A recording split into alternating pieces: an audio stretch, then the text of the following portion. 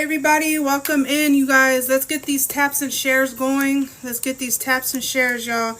Taps and shares, as I have 9 minutes to the interview starting.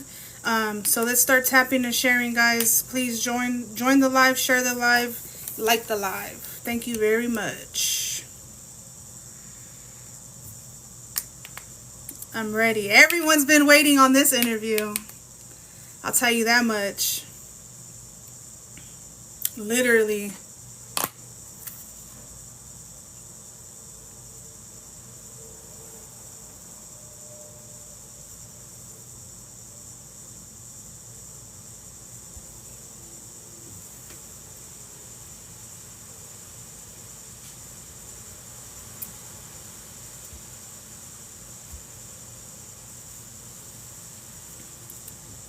Tap and share, everyone. Tap and share. The interview starts in 7 minutes, guys. 7 minutes. The interview starts with Noe's mother. We're going to tap and share. As you guys tap and share, I'm going to start highlighting some stuff that I'm behind on. I woke up late today, so...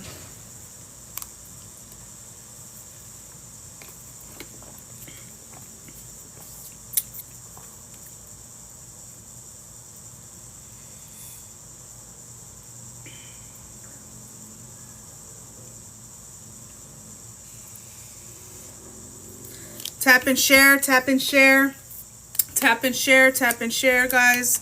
Like and share, like and share. Share. You can share up to 15 people at a time. So please tap and share. Y'all like my sign actually too? Be real, talk your shit. Well, we're going to do a little bit of all of that. But we're going to tap and share for right now. Welcome in, everybody. Welcome in, everybody. What time is the interview? The interview is going to be less than 7 minutes. 7 minutes away. I came on early so everybody can tap and share, guys. So I can get everybody in here. And we can start tapping and sharing this screen.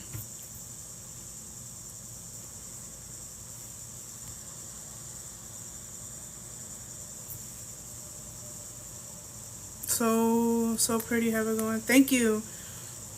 A good interview. What's going on here? We're going to be interviewing Noe's mother. Thank you for the heart meet.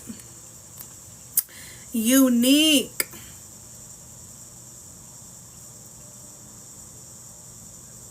No, Bebecita will be at 6 o'clock.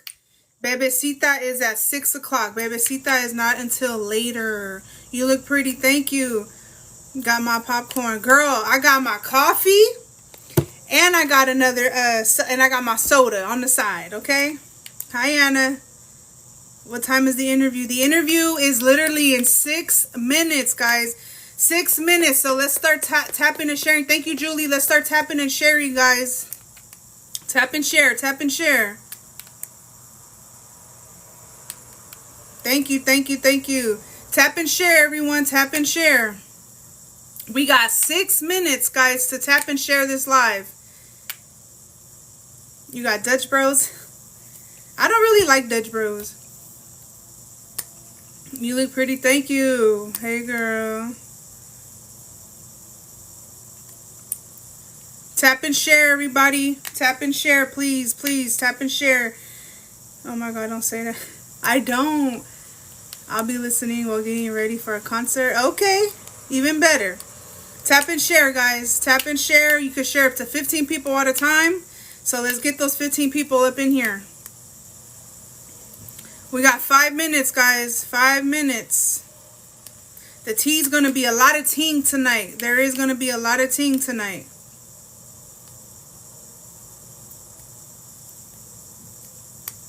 Today I am interviewing Noe's mother. Right now in 5 minutes. I'm excited. Tap and share. Tap and share. My mods, if my mods are in here, can you please pin who I'm interviewing? Because I'm getting a lot of those questions. Doing makeup while listening. I love it. I love it. What's the sign in the back say? Be real and talk your shit and know your worth. Tap and share, everyone. I'm interviewing Noe's mother. It's pinned on the comment. I'm going to ask a lot of questions that she don't even know what I'm asking, guys. She don't. A lot of these questions, she don't know what I'm asking, guys. We got 4 minutes.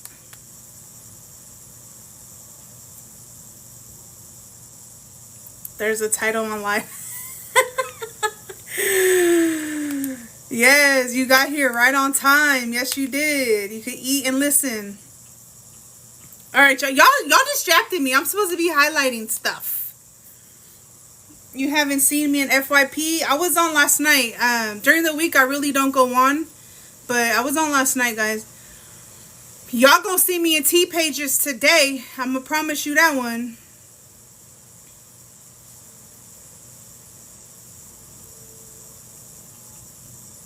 You would love to see.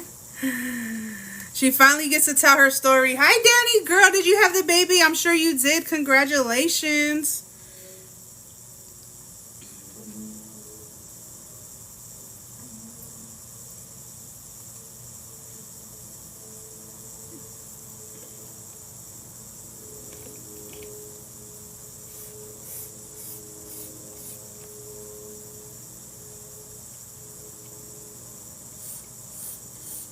Sorry, guys. I'm highlighting. Better be sweet. And I'm dead. That's a good one. I've never seen that one.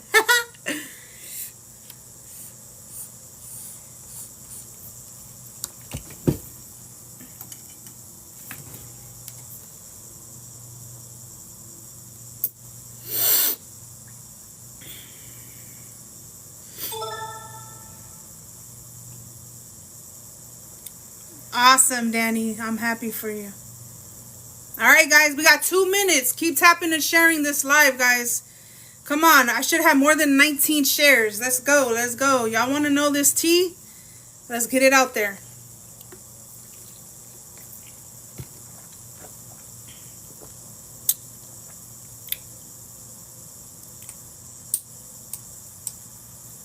My anxiety. How do you think I feel? I'm the interviewer.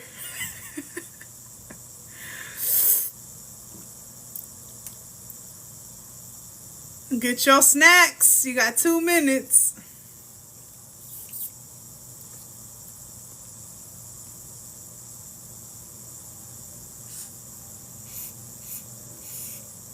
I got 2 minutes to hurry up and highlight some stuff. So I got a lot of questions. You got this. I got a lot of questions, y'all. Hot Cheeto. Ooh, hot Cheeto sounds so good. I should have bought some. Noe is Ashley's husband. You made it. Yes, we got 1 minute, guys. 1 minute. Tap and share. Share. Give me 50 shares. 50 shares. We're at 21 right now. You guys, I just got a coffee and a soda. All right, Maria.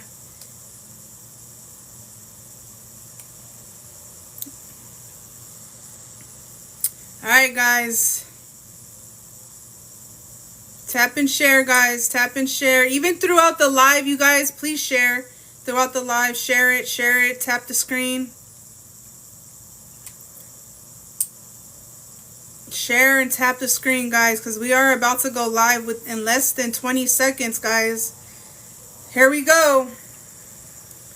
In 5, 4, 3, 2, 1. Hello. How you doing? Or good afternoon for you. Yes, it's afternoon for me. How you doing over there? Good. Can you hear me okay? I hear you perfectly fine. Cool. You ready? You got your screens tapped and shared. You got your mods. Yeah. You ready? Everybody is on here.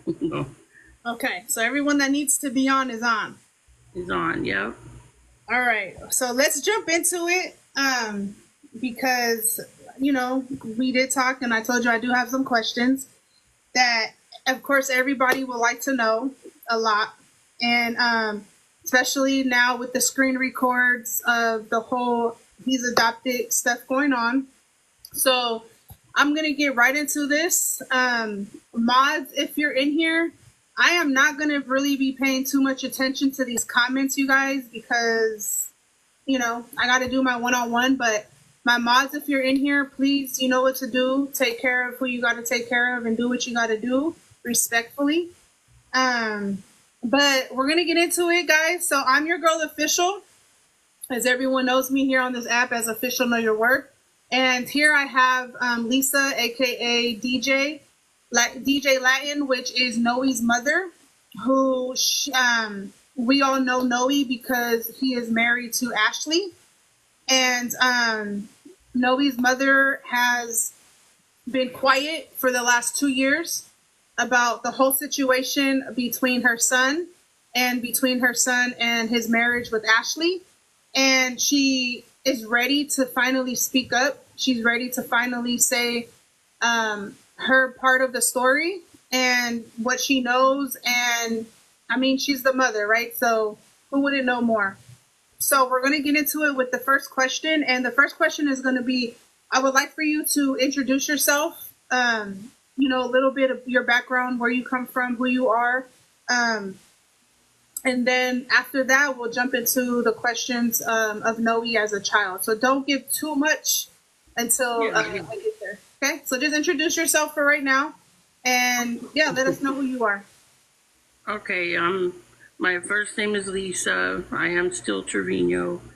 I'm Noe's mother. I have 2 children with his father, which is my oldest daughter, and Noe.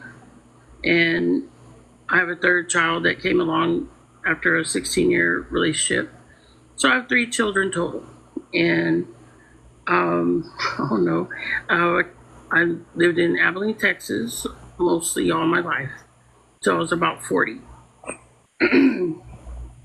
And because of my son's charge, I moved here. Well, no, not because of that, but I was already here. I had gone through a little bit of, I was in ICU, had some health problems, and I came here just to recoup, and I was going to go home. I was here a month, and my son got his charge, and there were some threats on my family and myself, so I decided to stay through the duration of that time, and I've been here 10 years. Okay. Awesome. So how has Florida been treating you? Oh, I hate it here. I'm a Texas girl at heart. Me too. I moved out of my hometown, but I'll always be a Bay Area girl. Okay, so we're gonna jump into questions about Noe. So, as a child, who was Noe? Like I said, we're not gonna get into the adoption part yet, but as a child, though, who was Noe? Like, what type of kid was he? Was he, a kid who always wanted to be playing outside? Was he a kid that was inside the house playing? Like, what type of kid was he? He was a sweet kid. He was a good baby. He grew up in, like, when he turned about 7 to 8, 9, he asked questions nonstop. Question about everything. Why is the sky blue? He was a sweet kid, and he was very involved in Abilene North baseball. He's into sports, riding his bike everywhere, and then he got into skating. He was just a normal kid, and and just when he turned 11, it took him. Things turned around. We'll get into that part. So how old were you when you had Noe? I had already had a sister at 15. I was 16 by the time I gave birth to him. Okay. So in the process of having Noe, I know that people go through postpartum depression. Did you happen to have postpartum depression? Yeah, I came with both my children. I had cesarean, emergency C-section, because I had what they call toxemia. And my blood pressure was out of control, and and almost died with both of those pregnancies. It's very severe. I just like they were like, we got to go deliver the kid now. They were both kind of premature, a few weeks more than they should have been born because of my health conditions. So there, did I go off somewhere? Oh gosh. No, you were talking about your postpartum and what you were. Yeah, yeah. Okay, with Noe, um, I guess because the pregnancy was so soon after, because he was born the day before my daughter's first birthday. So they were like, Oh wow, once I was pregnant. they're like twins. Yeah, yeah, they were a lot of, well, not as an infant, but when they were growing up, they were so, you know, same in age almost. But I woke up differently when they took me from being under. I mean, I was fighting the nurses. I was cussing. I cussed his dad out for naming him Noe. I said, how do you name him Noe? I wanted to name him Miguel Gabriel. That was So, my name picked out. so is Noe a junior? Yeah, he's a junior. Okay. His dad is Noe. Okay, okay, I was mad at the world. I don't know why. okay. So that answers my second question, which was basically how did the postpartum affect you? Um. So So after you gave birth, you took him home with you, correct? Yep. Okay. Now I'm gonna go straight into one of the biggest questions. So you took him home with you. You gave birth at a young age. You're a young teenage mother of two kids already at the time. Yeah. Literally just months or whatever apart from each other. And I know you respectfully didn't want to speak too much on the father, but you were also going through your things, your problems with the father as well. He was not the biggest help for you, and so you were really doing this on your own, right? Yeah. He was in and out, being incarcerated, and then when he was out, I guess we weren't together, but he was just kind of like in that stalking mode. You know, all dudes do that. Obsessed kind of stalking. I get it. Yeah. Yeah. Okay. So the big question, the first big question is, did you put Noe up for adoption? No, thank you. Um, that is not true. And I've been in contact with the person involved. Due to the tumultuous relationship happening, do you want me to elaborate on that? Because it kind of goes into that. So just explain what you kind of explained to me when we talked our one-on-one. So you did not put him up for adoption, but explain the help and the reason why you did state to me what you did do, and at the age that he was. Okay, this was between his birth and 6 months. I was going through a lot, and I was living with my mom. I had been in a shelter, and I went from the shelter to the hospital to my mom's, and it wasn't easy. And my mom, she was a big help, but it's like my family had an attitude where you want to have these kids, that's your problem. You know, so I was dealing with that at home, and then I was dealing with his dad threatening me. You know, like, I'm gonna take your son, I'm never gonna see him again. Just, you know, just being that bitter person. And he had already taken my daughter, and I didn't see her for 3 days. And I had to go through measures to get her back. And I think I already told you that. I don't want to say that online. But it was harder because I have an infant. So what do you want me to explain next? What happened next? Or whatever. Okay. So he clearly was not up for adoption. Like I said, you know, you were going through a lot of stuff and you needed help.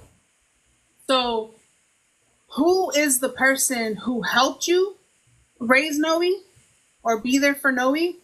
And how did you know this person? Okay. Well, we turned to a family friend, and it was for my son's protection, and just dealing with everything. And I mean, I had to drop out of school because they had daycare there, but when one would get sick, I had to get both of them out. So I was like looking at graduating when I was 21 Oh because wow. of credits, and so I just said I'll drop out and go get my GED, and I was going through that process, waiting on housing because my mom didn't want me living with her. It's just a lot of stuff. And a family friend came along, and then she goes, Mija, well, get on your feet, woo woo woo. And, she decided to take care of him. He had a safe place to be. I didn't have to be on constant worry where, you try to pick him up at daycare sometimes. And in the state of Texas, I'm 16 at this time. I'm not even legal as an adult. You know Right. what I'm saying? And both of us hadn't gone through a divorce because they think they have a certain thing called common law marriage. If you're living together more than 6 months, you are common law married. And I did that with my Cameron's dad. We had to go through an actual divorce. We were never married. So anyway, when you call the cops, you say, hey, when they took my daughter, him and his girlfriend or whatever, I couldn't do nothing. They said, you got to settle that out of court. It's like a civil matter. And he could keep my daughter until we go to court. And I was at that standpoint with my son. And I said, and he's a baby, he's like, you'll never see him again, blah, blah, blah. And I believed him because he's a man of his word. But anyway, the friend came along, gave him a safe place. It took about 6 months for me to get my housing, get back on my feet. And I went and got my son back from her. And then now you can ask the next question about that. Okay. Um. So you pretty much answered that one. So how old or how long did this lady have him? From what age to what age? How many months to an actual age did she have him? This was right around his first birthday. Like when he was already living with me, I had a 3-bedroom house, and the lady was really upset that she had got really attached to my son, and I guess she was mentally like I was just not going to come back, or so I was like, what's wrong? I thought we had an agreement, and so I, being nice-hearted, I allowed her to visit on weekends, and I was still young, and I'd have my friends over on the weekend, and I had my own place. I was 18 at the time, and what was it? I was like turning 18. This was like 8 to 17, turning 18, because they didn't want to rent me nothing when I was young, and then it just like, and then if you have a question, and then I'll continue the next Okay, phase. so she had him. She had him until she was. You said one. What's that? How long did she have him again? Like 6 months. 6 months. Okay. I just I So, got my shit together, got on my feet. so I know when we did speak our one-on-one, you stated that she didn't want to give him back to you or anything like She, that. she kind of like, I don't want to be disrespectful. She kind of like, she was like bawling, and she made a big scene when I went to get him. Like I was confused because I was like, I don't know what my mom said to her. I was like, I told you I was coming back for my son. And she just seemed really upset, and I felt bad. And that's why I allowed her to continue to visit with him, and go on weekends, and she'd take him to McDonald's or whatever. Okay. And I said, that's cool. I thank you for helping me like that. And she's a friend. She took care of me as a child. We've known her for years. You know what I'm saying?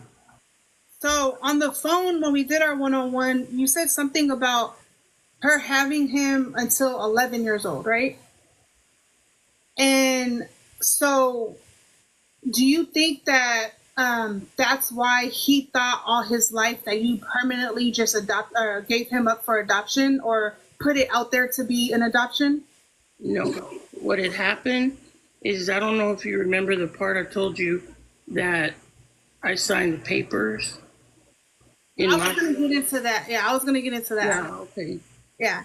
So so you did state, like I said when we talked, that you just needed help. You said, hey, like, I'm a young mom, I'm going through this, I need help. She stepped in to help. And then from having her helping you, right? From having her help to now she wants to fully adopt him, to basically take him completely off of your hands, because to her she probably felt like she's not going to be able to raise him, probably, right? Yeah. So when she did that to you and she hit you up saying, hey, let's go do some paperwork, where did the paperwork, what paperwork did you think that you were filing, or what paperwork did you feel you were going to be signing? Because you said you stated you didn't know what type of paperwork that it was. Yeah, I was still 17 at the time. And I'm trying to get the timeline right. This has been 33 years in the making. No, I know. Okay. I was still underage. I should have had my mom there.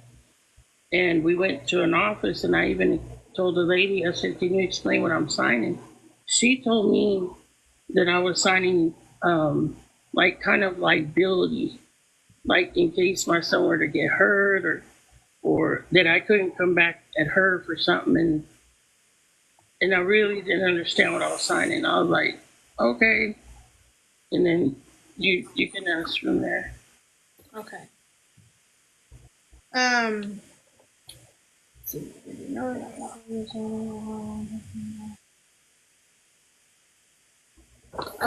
So you did not know what you were signing.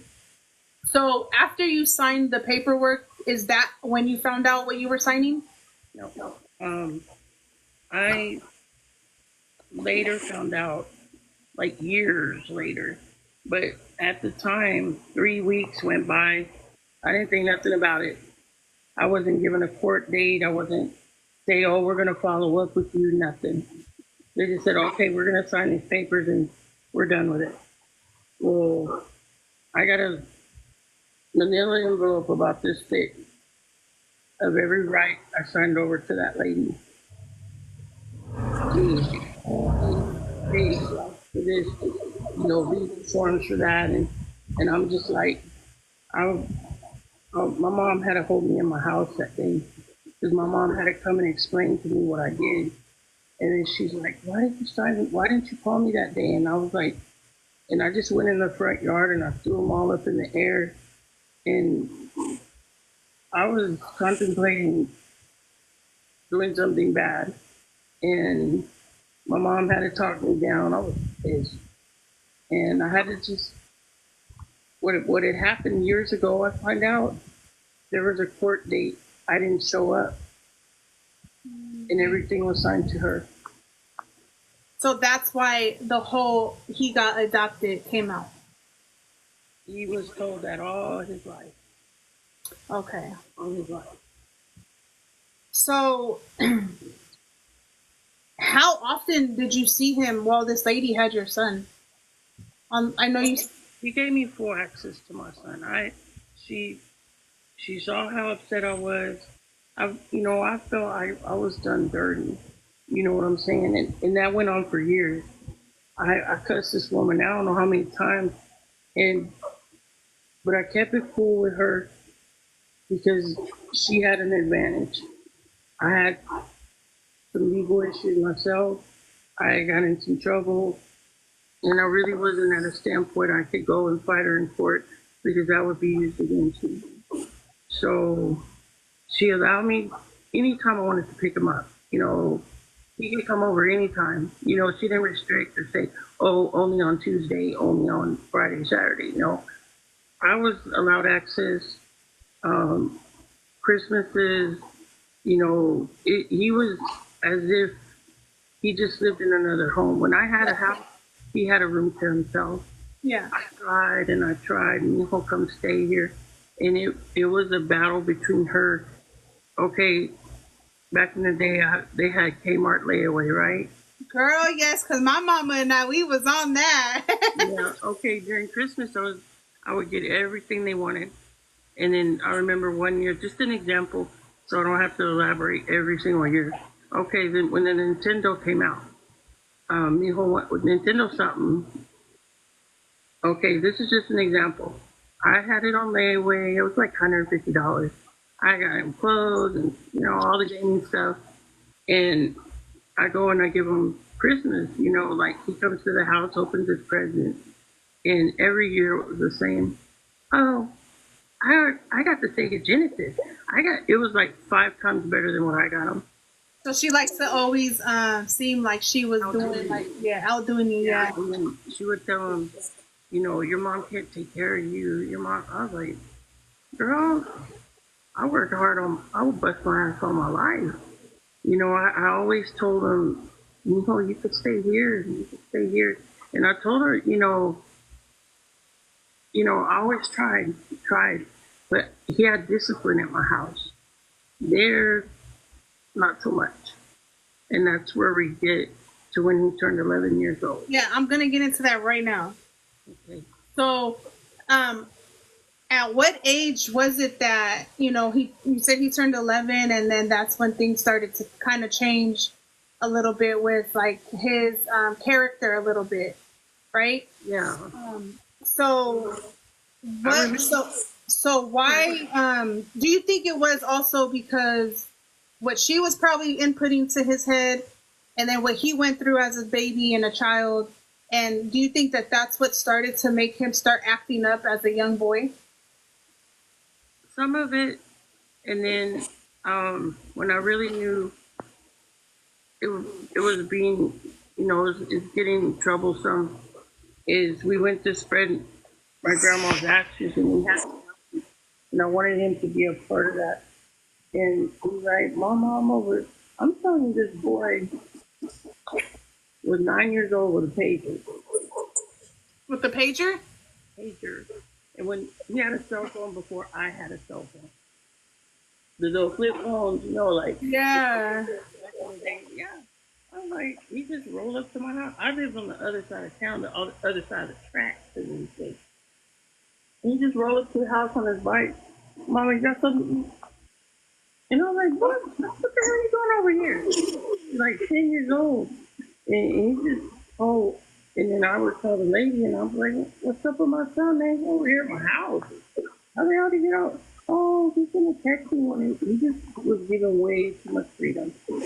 You know what I'm saying? That's when I started.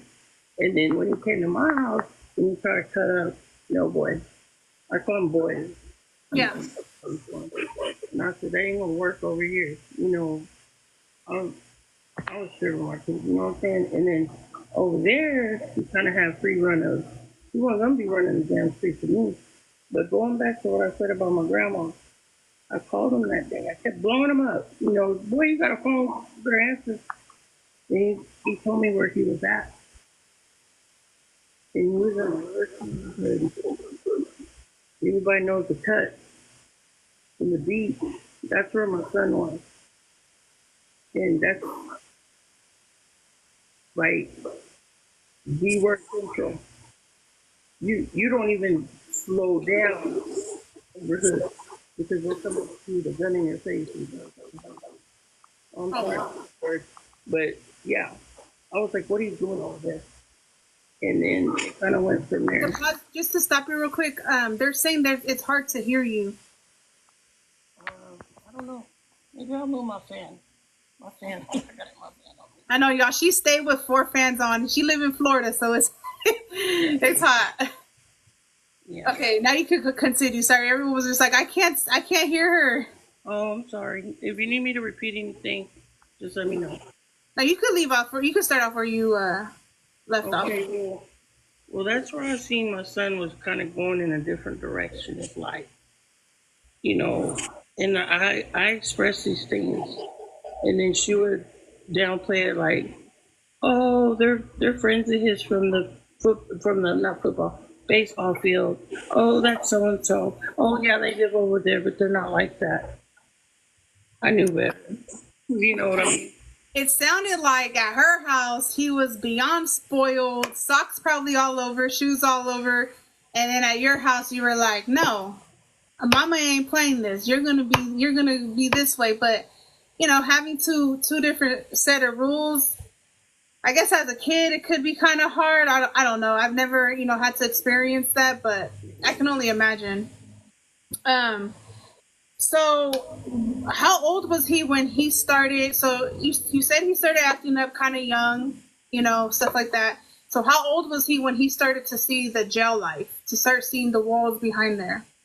Um, well, he had worked himself up to, you got to go through so many levels in juvenile. You got to have so many trips there, and then they sentence you. You got to do time there. 11 months, 10 months, whatever. And he was in and out of juvie. It starting at 11, running away from home. We had to go chase that boy down the street. He just started going that route. Wow. Um. So he was going in and out a lot. Would you say? Yeah. Honestly, it breaks my heart when like kids start, to see that type of lifestyle so young, because it's like there's so much out in this world that there's sports and there's hanging out with your family. Like for me, I hung out with my family all my life because we have a big family. But at a young age, that young, like it's really sad. It's really sad. I saw my nephew go to jail at 18, and I was like, for only a night, and I was still like devastated, because it's just sad. They're so young, so much life out there. Um, So when he started going through the jail system as a child, juvenile hall, like, did you ever go? And I'm gonna get into some questions. If they're tough questions, like I said, feel free to, if you want to skip. It's your own comfort, okay? I'm not gonna force you into nothing. Actually, doing pretty good. But I am gonna get into some questions that they might be tough. I'm not sure. And it's gonna start getting into it of you being present, okay, through his journey of his new lifestyle that he's in, right? So, being a child and being in and out of juvenile hall, did you make your appearance to courts, to visits, to stuff like that with him as a child?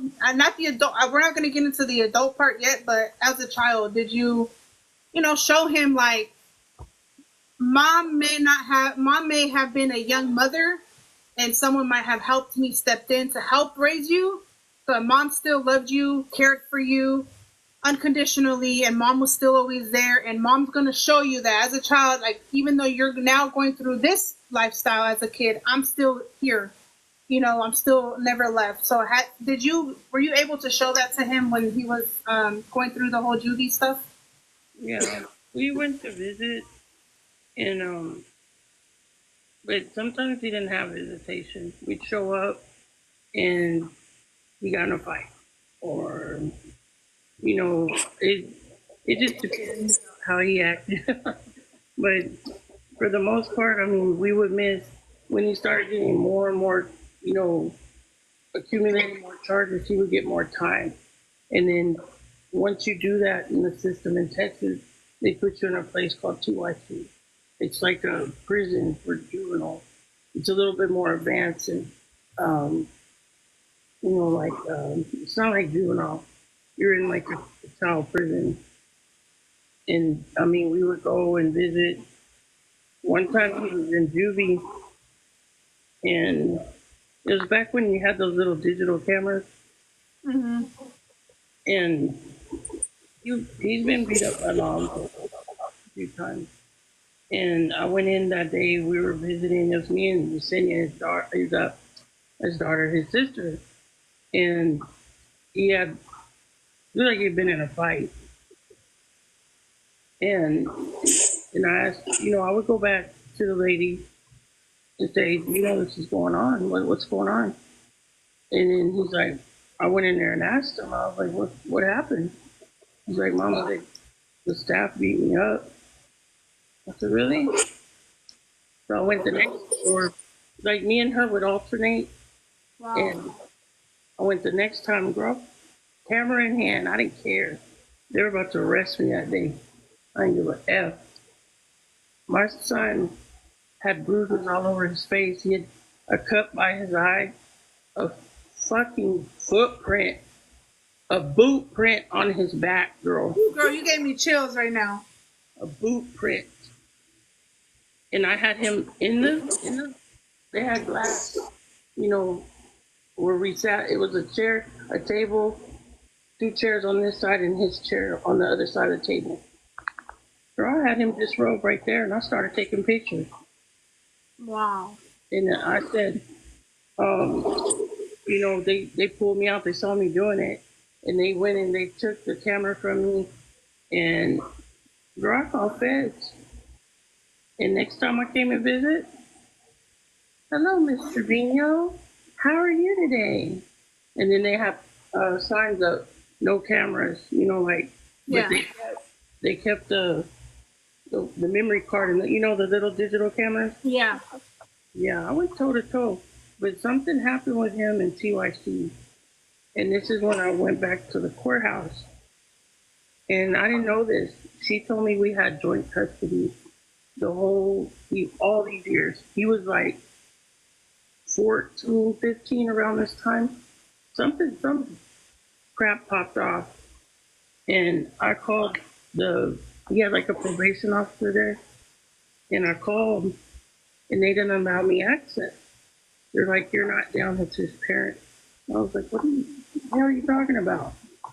And then I was like, I'll prove it to you. I got receipts. Wow. I go down to the courthouse, have every single paper printed out of that court hearing. And because I didn't show up to court that day, remember way back when he was 1 year old, he's now 15. I had came upon this lady had sole custody of him the whole time, and I went through that same heartbreak all over again. I called her, cussed her out. She'll tell you, we've been through the ringer, but I've only had love and respect for her because she didn't abuse my son. She didn't. She just gave my son too much freedom. Gave him everything he wanted. That's why he closed for himself. And I always live with that. If I raised him, it would have been different. He wouldn't be where he's at. You know what I'm saying? And fight with that back and forth. But he's 33 now. Oh, they can't hear you again. What's that? I think they're saying they can't hear you again.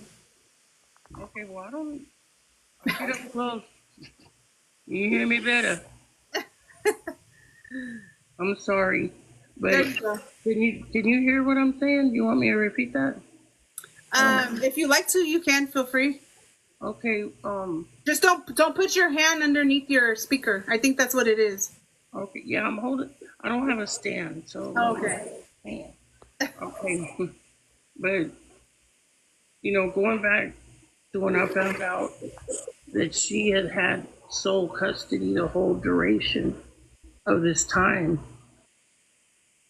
I mean, I did it on my lunch break at work because I worked right across from the courthouse, and my friend actually worked there, and I was like, hey, girl, left her all happy, and I was going to go at my job, that back when there's fax machine, I was taking the fax as probation officer and tell her. So they were disclosing some information from me, and they were trying to say I'm not a parent. I said, the F I ain't. I was mad. Well, I was mad that day. And then to be proven wrong, I was reading through each document, and They said that I was failure to appear because I was never given. I could file a lawsuit against the law firm there where I'm from, but they're a big. This damn law firm owns a block right in front of the courthouse, and a law firm. That's who did me dirty. And I had it right because first of all I was underage, and then they didn't give me proper serve. You know, like serve me any kind of papers for a court date. Wow. Here, So, so during him being incarcerated as a young teenager, a young child slash teenager, your answer was yes, you did show up. You guys rotated, took turns, and then later on, that's when he found out you had primary custody. That probably, I'm sure, really, really sucked because this whole time you could have had more time with him or more, you know what I mean? More him being at your house probably way more than he probably ever was, you know, with this thing. welcome anytime. I mean, Yeah. I had a room for him. I had, you know, he was she had other children she had adopted, and he had to share his room with two twins. And I said, maybe all here with me, you'll have your own room, I'll have your games, and blah, blah, blah. But it was just always a power struggle between me and the lady, and her putting in his head, oh, she can't take care of you. And okay. You know, I was with somebody in a stable relationship for 16 years. He did flooring, and I worked in mental health. You know, I had a good job. You know, I worked for the state, and there was no reason why I couldn't, you know.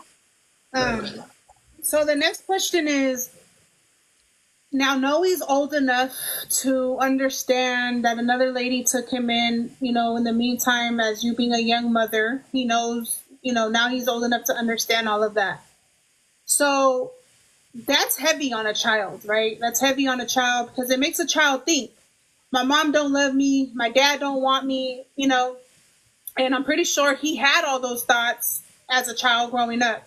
You know, I'm living in a household and this isn't even my real mother. Like, I can only imagine that there could have been times where he probably told her, you're not even my mom. You know, like, why do I need to listen to you, right? I'm pretty sure. So now that he understood all this now that he's older, how do you think that even, like, has he ever expressed to you how that affected him or how that might have hurt him or, you know, why did you do that? Or why did dad do that? Or, you know, why did you guys agree to just, you know, pass me to another person to help? Like, did he ever have all these questions for you? Yeah, I mean, that came later on as an adult. As an adult? Right around the time, I guess it was still going on, kind of. He had uncertainty, and he wouldn't tell me, but people would be like, and he was told that I only wanted girls. I didn't want a boy. He was told he was adopted. I had a couple of friends, like when they were in the baseball field and they knew that lady, they would go around spreading rumors, and then people would be like, you gave your son up, you gave your son up. And I'm not gonna explain myself to nobody, you know. But this is the first time I've ever explained this to anybody. Yeah, that's what I'm saying. Yeah, you guys. But to answer your question, I got that lashback as an adult around the time he was, I think it is 18, 20. We went without talking to each other for a minute. I banged it in his head. I never wanted none of this to happen. You know, I had no control. And every time I tried to go to court, they were going to use my past against me. And, you know,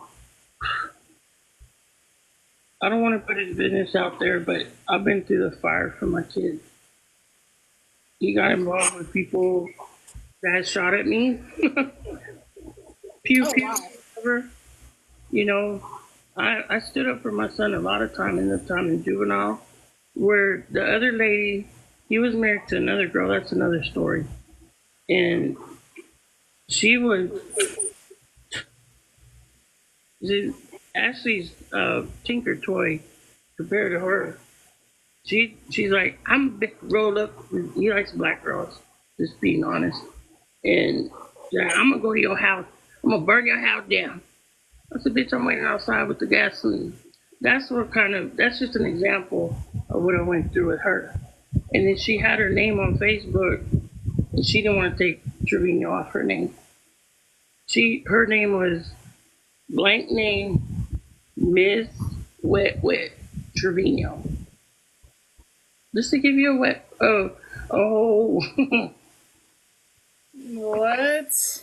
Ashley ain't nothing compared to that. Ashley's just payaso. And We're gonna get to Ashley in a second. Don't worry and, about I that. went through that, and then she told me the same thing. You didn't care about your son. You adopted your son now, and you don't do this, you don't do that. I went through the same thing with her. Okay, so we're gonna get into Ashley, and we're gonna get into that. But in a second. But I wanted to ask you, as an adult now, let's jump to him being an adult. We all know he's incarcerated because it's all over the app, clearly. And so as an adult, have you spoken to your son? Have you visited your son? How is your guys' relationship now? And does he know that you're on live speaking on Ashley, speaking with, using his name as well? Does he know, and how does he feel about it? And if I have to repeat the questions after your first one, I will. Just let me know. Okay, the whole thing, I have mentioned he's upset.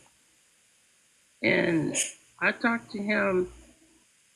He's been in and out of whatever that's called these days, SAG, whatever. Yeah. And I'll go weeks of time without talking to him. But I talk to him about every weekend, except for last weekend. My daughter was in Mexico, and he calls her phone. He's at a point where he don't have, because I was like, you had my number, what? Because he'll blow you up. I think every inmate will do that. Not like my son. Oh my gosh. He laid the phone down, and he's like, Mama, pick up. I'm like, I'm working. I work at home on the phone. I can't, like sometimes when I work offline and I don't have to have my headset on, I can have the phone going and talk to you. Right. But, well, it kind of goes back to around the time that he was with Ashley, that we weren't talking. And I don't know. Save that tea for after. I am going to ask that question, but just like, before Ashley and now that Ashley's not in the picture, do you talk to him? Yeah, before since I've been here, it's been a struggle. I don't have it like I had it financially back home. I had DJing on the side and a full-time job. I struggle while I've been here. It's like I went back 20 years ago, and I had to find a whole new career. And I have money in my pocket to do stuff like that. A drive is almost 24 hours, and I can't see at night. I have a real bad astigmatism, and so I can't really travel unless I have like the whole unit with me, and we can take turns driving. And then I have really, really bad anxiety. I was told that I was too fat to get on a plane, but I'm a size 18 girl. I could fit on a plane, but I think I'll lose my SHIT if I'm on a plane. But for the most part, I explained that to my son. I told him, I said, hey, that I don't want to go. I don't know if I can,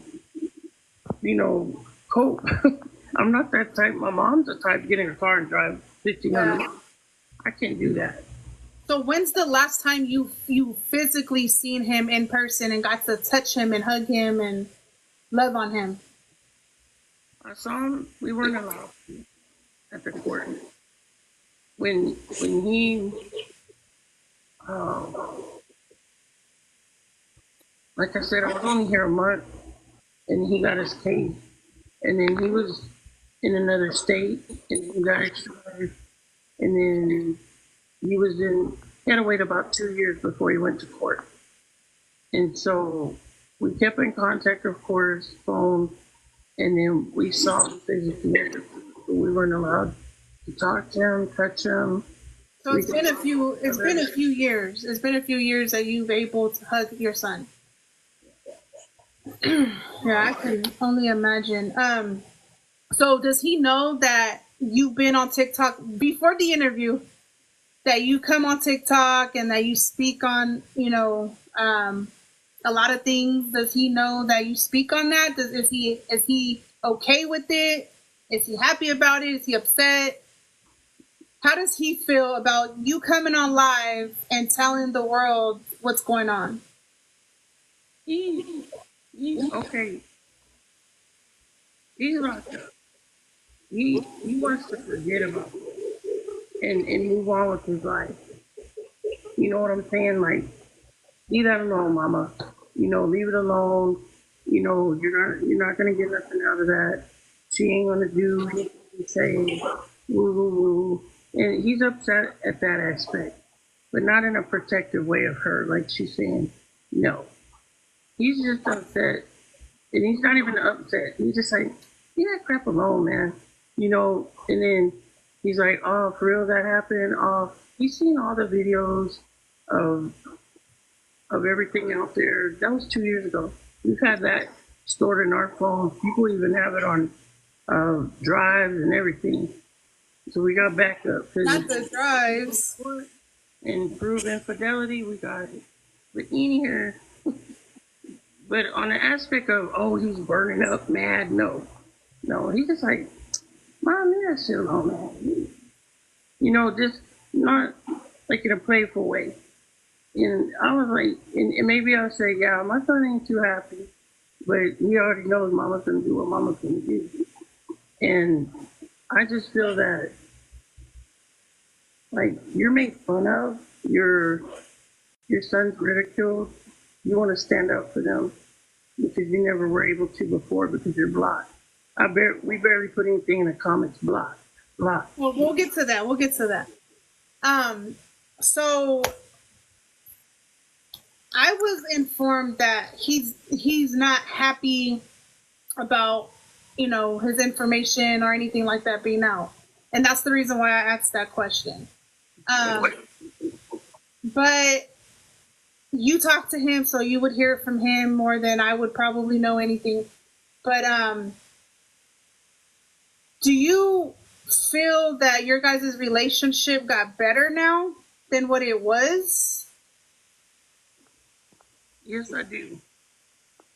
It was. And the reason why I'm asking that question respectfully is because, of course, there's, screen records and rumors and people that inboxed me telling me things about Noe, when it comes to you and Noe. So this is the reason why respectfully I am asking you that question. And like I said, some of these, if they feel tough for you, you don't have to fully explain or you don't have to answer. But I'm asking that because I was told by a lot of people in the DMs that, Noe feels that as a mother that you're not there for him. And so I want to know and make it clear, how is your guys' relationship now?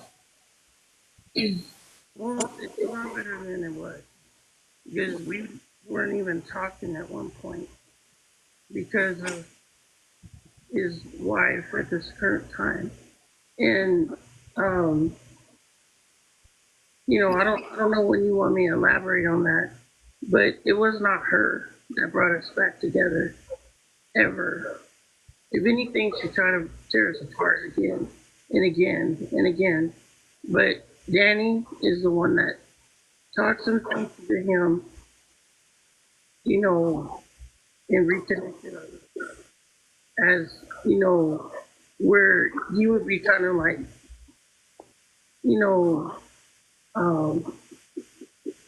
I don't know the word for it. Like kind of condescending. Like I would talk to him and he's like, yeah. And now I'm like cold-hearted a little bit. Yeah. we didn't have that. He just like to listen to what I had to say. And I'm not saying our relationship's ever been perfect, but Yeah. he's had animosity towards me. And, it's been a hurtful process. But what I'm concerned about is today. Who cares about the past? We worked our way up to this point. And if he has questions, why, he already knows why I don't go there. I even wanted to move back to that area because that's one of the company I work for is not the Metroplex. And, just so he could have family there, you know, a drive away or something, we talked about that.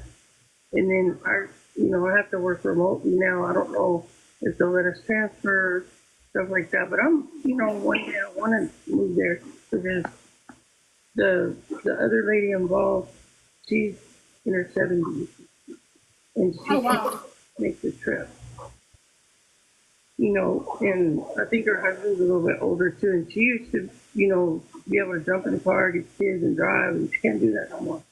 Yeah. She's on her own now. So you would say your guys' relationship got better now that he's older? Yeah. In the last 2 years, after all this blew over. That's good. Yeah. Okay, so now I'm going to get into him and Ashley. How did him and Ashley meet? And do you know how they met by chance? You can say what you told me on the phone. Her information in the Bible. Oh, they said they can't hear you again. Oh, I don't have it covered. They got her information, or he got her information in the Bible, and they both confirmed that. And that's God. That's better. Okay. Sorry, you guys. You guys probably also hear her fan as well. I've turned it away. Oh, okay. Because she needs Jesus. Okay. Sorry, I didn't mean to read that out loud. So when he met her, did he meet her? He met her through the Bible, and then, so they obviously are a MWI. I don't know if you guys call it the same thing in Texas, MWI, meeting within prison, meeting within incarceration. Yeah. So he met her while he was in prison already. And did he ever express to you like, hey mom, like I met this chick and she seems hecka cool and like I really like her? Like, did he ever express that to you? She got a hold of us through Facebook. Well, no. She got a hold of my daughter first, my oldest. They were communicating. Well, I'll get into the family part after. But when he met her, did he ever express that to you?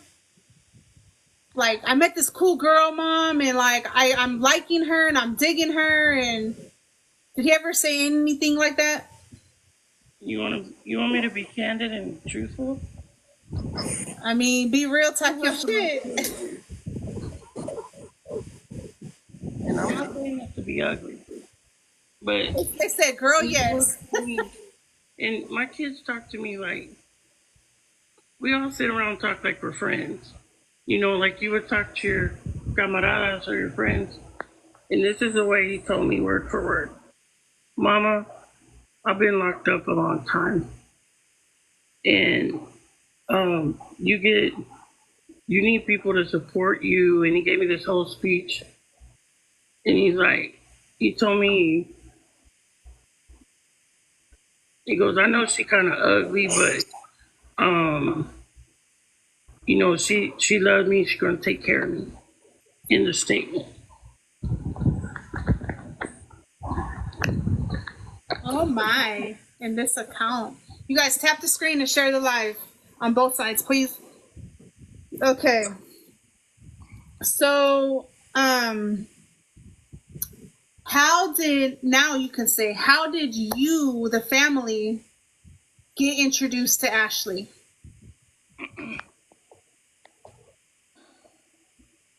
I saw a bunch of pictures. this is how I kind of like knew of her. My daughter told me her name, and then I started seeing on my feed on Facebook as you scroll weird ass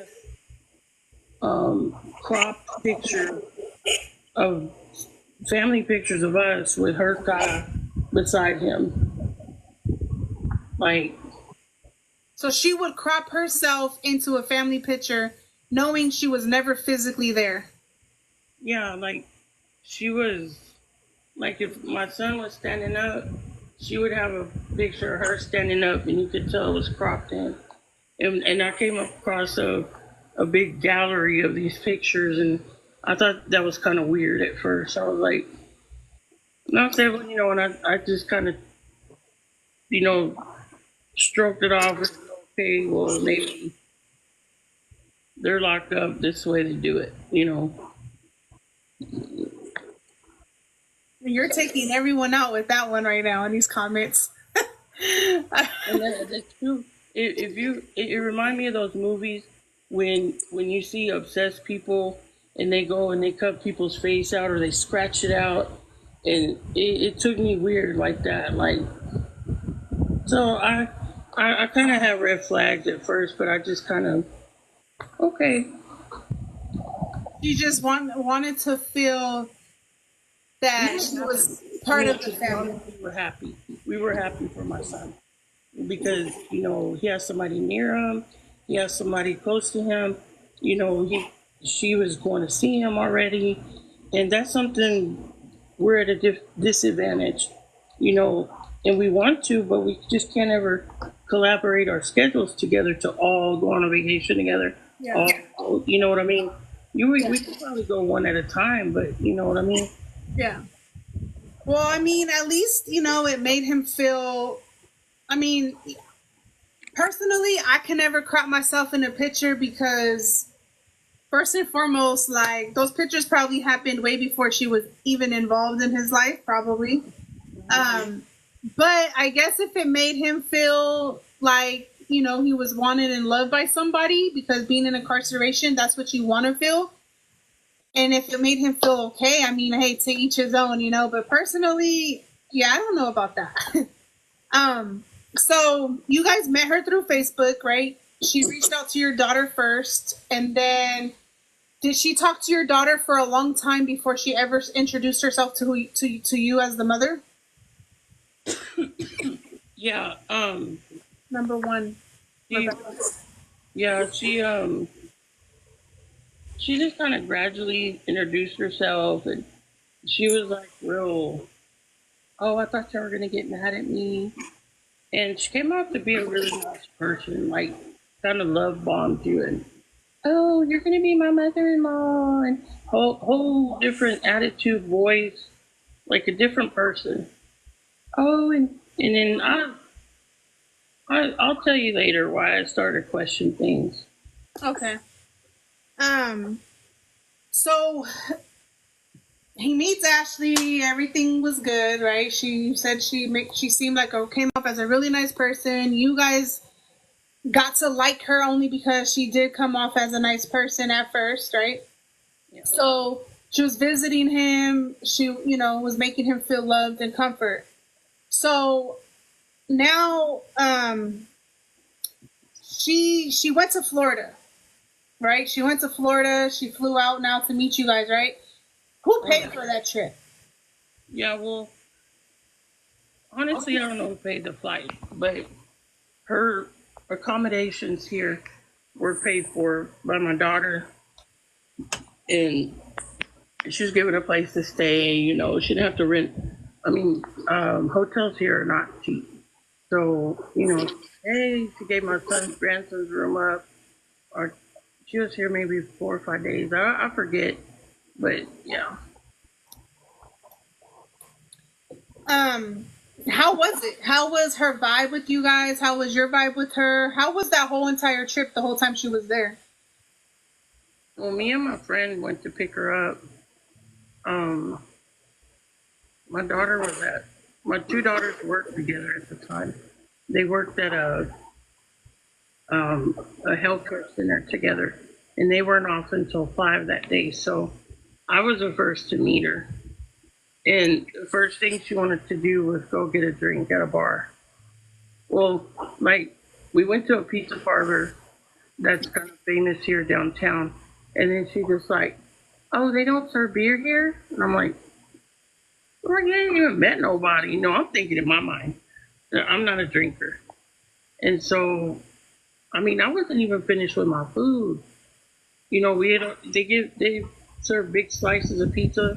And I mean, just a slice of pizza. I wasn't even done eating. And her and my homeboy, um, they took off to it. Like it you go out into this what is it? It's like downtown, but you go out and then there's like bars all around you. You know, Okay. whatever that's called, like in the center area. And they said, okay, well, we're gonna head to that bar over there. And so I got there, and they're already 2 or 3 drinks in with each other. And so I sit down, and I see all these tats on her. That one tat was Gonzalez. I was sitting next to her, and I just looked at her, and I was like, "Oh, that's your last name?" And I didn't know what to say to her. You know, I was just feeling her out.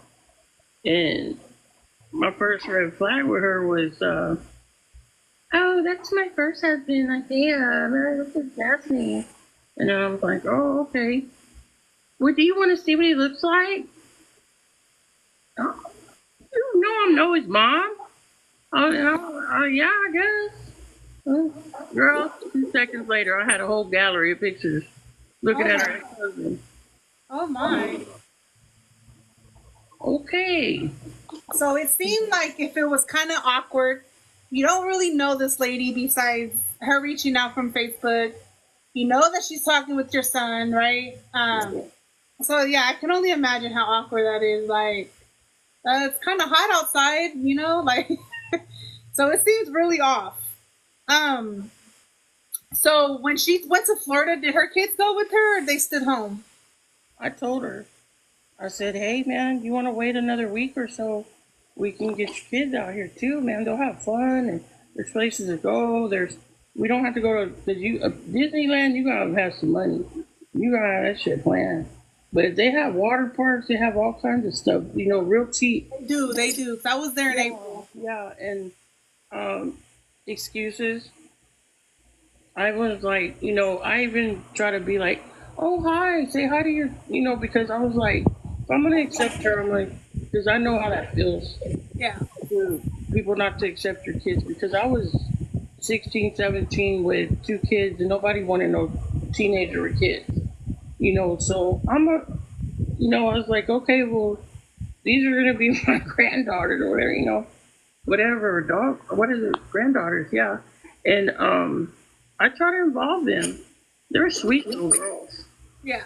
by the way. You know, like they were 10 and 12 at the time. And I did. I was like, hey, and I didn't want to make her feel uncomfortable. Like, we don't want your kids here. No, you know. And I said, and even if y'all need to come, there's not enough room at my daughter's house. You can come stay here. And excuses. So, So you guys never had a close relationship, you and Ashley? no. No, not. I mean, like, we talked. She wanted to know the whole rundown.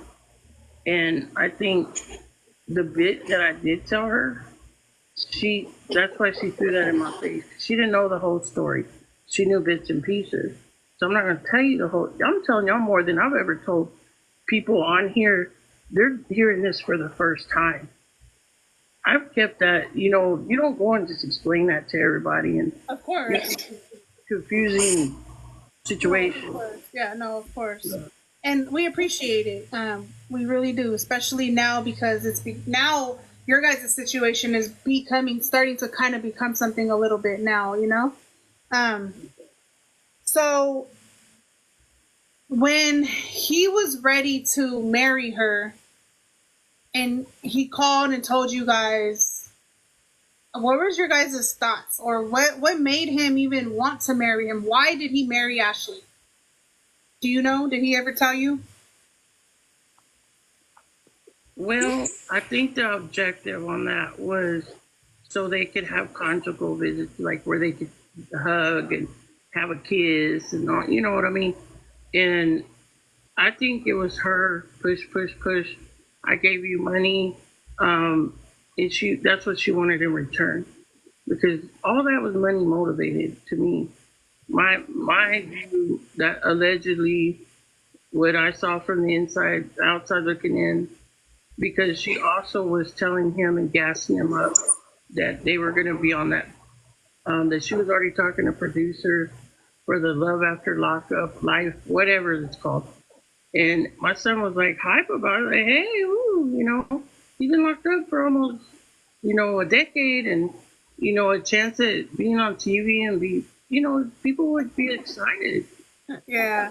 Oh, and then it didn't pan out. Oh, this and that, and there was a lot, put in front of his face to get So to that. everything seemed like a beautiful picture, and he just decided, I'm gonna run with it. I'm gonna marry her. Now we get to have family visits where we can have a little more fun than a regular visit, and he tied the knot with her. Do you think that Noe ever loved her or was in love with her at one point of his life, or during that moment at least? I can't answer that. I've never asked him, do you love her? But he's never said, oh, I love her. And it was kind of toxic from the beginning. It was like, it's like a tug of war between them. Like he got real demanding of her because she had control of the money she had promised him or gave him. You know what I'm saying? So he was just blowing her up, asking her for this and that, and hey, you going to do. Every time I heard their conversation, it was something he needed or wanted. And then she's like, okay, okay, and then called her constantly the whole time we were here, and I even told her, I said, girl, I don't get on your nerves. And then she's like, no, it's okay. We couldn't even go nowhere. And he's like, what y'all doing? What y'all doing? Where y'all going? And I was like, boy, leave her alone. She's going to have fun. We wanted her to have fun with us, but they were constantly on the phone. I'm not gonna lie, for her to not know you guys and to make that trip to Florida, whether it was for whatever her reasons are, but that's pretty big because when I met my incarcerated ex, his mom, I was like, she's down the street, and I'm like shitting my pants. So to make a flight out there, that kind of spoke about. You made her feel comfortable, Yeah, that's what I'm trying to say. What I was already thinking, I put that all aside because, every mother has an opinion of their partner. Oh, of course. And then, I said, okay, he's going with it. I'm happy for him. Whatever, and whether or not, she's the best looking girl or most beautiful girl, if she loves my son, wholeheartedly, good, that's all I wanted for my son was happiness. He seemed to be happy. No, of course. Yeah. And I'm just saying, like, especially meeting a family members miles away where you're not even there to be with me present. I'm doing this on my own. So that's what I'm saying. Like, I understand her part. Other than I didn't take a big trip like that. I didn't have to, thank God. So now they're married, right? They're married. Yesenia's my daughter. And they're all about each other or whatever the situation may have been. How long did their marriage last? Do you know how long their marriage was? I say maybe faithfully. One of the videos that she mentioned, it had been 8 months, and they were already in trouble. Wow. Things were going bad. And do you think that it was already bad and toxic because she made it bad and toxic, or he made it bad and toxic? Do you think that she was the one disrespecting him more, or she was the one disrespecting her more? Well, it goes back to when she was here. She kind of put on a front. And then when she got back to Texas, that, because mind you, maybe Yesenia had seen his sister. I'd never seen her TikTok or what it was about. once she got back, we were able to access TikTok. I went and created one, and we started seeing her live videos where she would get drunk and be belligerent, and we started commenting. Like, hey, what's up with that? Like, she was a totally different person, like day and night type thing. And I was like, is this really who he married? And I like blocked one after another. My daughter's in the comments, blocked one. She blocked her. They got into it about something, about money or something sent to my son or whatever. And and then all of a sudden I was going through Facebook, and you know how you think about somebody and you're like, they're not coming up on my feed. So I typed in her name and I tried to go look for her. You know how the information don't come up. So I contacted my daughter. I was like, I call her Cindy. I said, Cindy, I said, what happened? I said, did Ashley change her Facebook or what's going on? No, she fucking blocked me and blah, blah, blah. And my daughter don't be explaining. She just leave it at that. What she said, she said. And I was like, well, I think she blocked me too. And after that, but she didn't know that my youngest daughter still had her on. This whole time, my daughter's had her on Facebook. TikTok. And then she's like, Mama, she said this. Mama, she said that. And she just started bashing us, saying how, none of us care. Like she's doing with Noe V. She said the same exact thing when she was talking about Sally or his sister, that, oh, that bitch don't even send him money anyway. She started that shit with us. And that we don't love him. She's the only one that cares. No other female in his life. And man, it's like a rerun. She was doing the same thing, bashing us. And then it got even, I have screen recordings. I had about 15 people on my team. And I just had to sit there and watch them send me that shit every day. So it did nothing. So yesterday I was on TikTok, and she started showing pictures of Noe, and she zoomed in a picture of him having her portrait on his arm.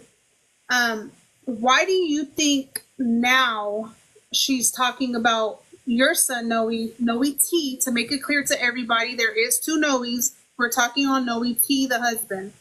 Why do you think now she's now showing him off, now talking about him?